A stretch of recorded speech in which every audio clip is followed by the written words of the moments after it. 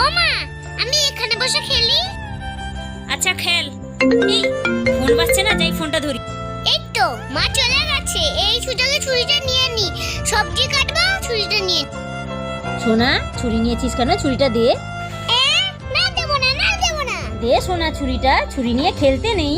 না দেবো না, না দেবো না। দে, হাতটা কেটে যাবে তো। না, এইভাবে ওর কাছ থেকে ছুরিটা নেওয়া যাবে না। কি যে করি। আইডিয়া।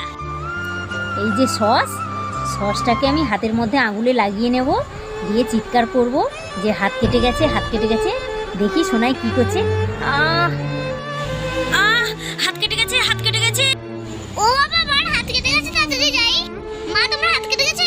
হ্যাঁ সোনা, এই তো কাটতে গিয়ে ছুরিতে হাতটা কেটে গেল, কতটা রক্ত বেরোচ্ছে। ও বাবা, আমি ছুরিটা রেখে দিই, নাহলে আমার হাতটা কেটে যাবে।